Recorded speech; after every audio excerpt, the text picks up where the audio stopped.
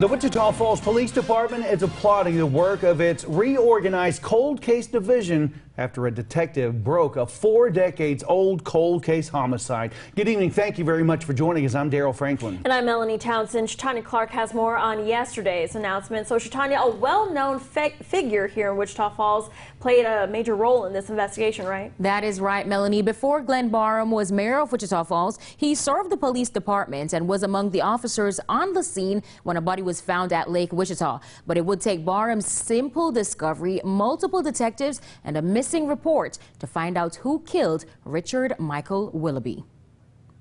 Once I finished taking the photographs and walked away from the scene, my job was done. But not quite, because more than 3 decades later, he and I had a discussion one afternoon here in the office, and we went from there. Detective John Laughlin contacted former Wichita Falls police officer Glenn Barham about what he knew about the cold case of Richard Michael Willoughby. His body was found on November 9th, 1980 at Lake Wichita by the dam. That time, Officer Glenn Barham responded to the scene and collected photographs, and he recognized the decedent's clothing as matching that of the missing person report that was taken the day before.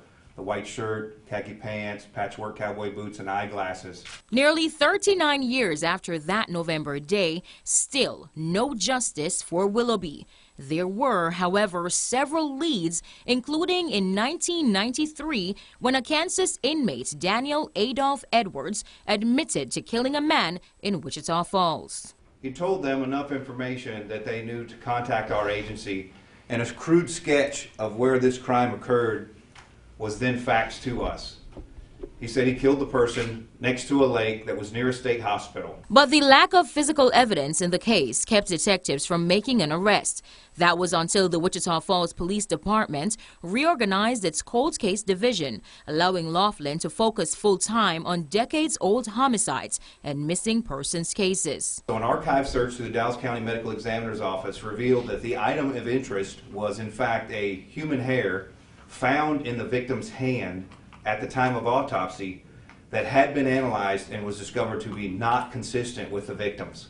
And that led Laughlin to a nursing home in Georgia, where he issued an evidentiary search warrant to collect hair from Edwards.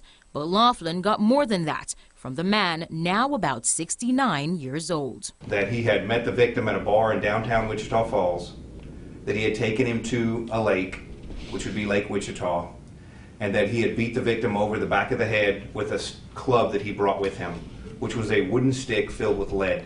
I'm glad to see that he got it solved. You know, cold cases are always one of those things that you hope can get solved at some point in the future, and fortunately this one has been. And Laughlin hopes to unlock more mysteries behind some of the oldest unsolved cases in Wichita Falls, finding answers and justice for the victims' families. Now, when Edwards is extradited to Wichita Falls, he will be charged with murder. Okay, Shatanya, thank you very much for that report.